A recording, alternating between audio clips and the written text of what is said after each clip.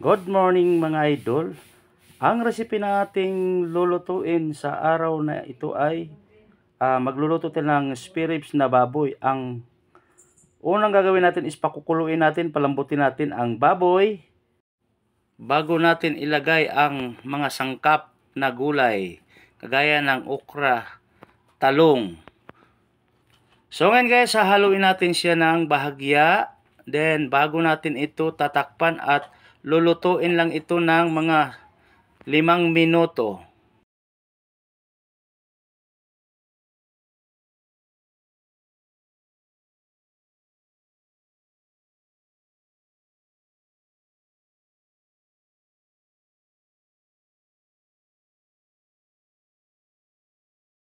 So mga idol, bubuksan natin at ilagay na natin yung pampaasim, kagaya ng sinigang na gabi.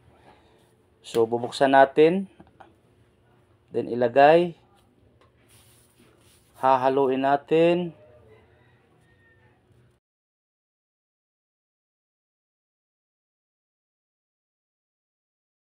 Titikman to natin kung sakto lang ang lasa. Kung kulang ang lasa, magdagdag tayo ng asin.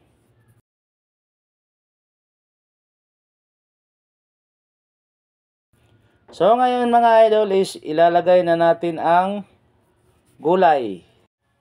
So ilalagay natin ang gulay na kangkong at lulutuin lang, haluin mo lang ng bahagya at tatakpan at lulutuin lang natin ito ng 2 minuto kasi pangit siya pag sasobrahan.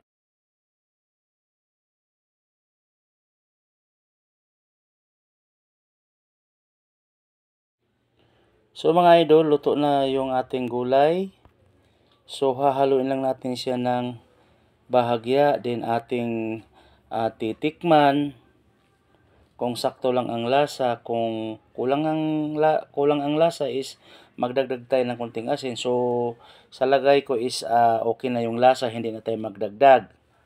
Then so ngayon kainan at magsaing muna tayo dahil wala pa tayong sinaing.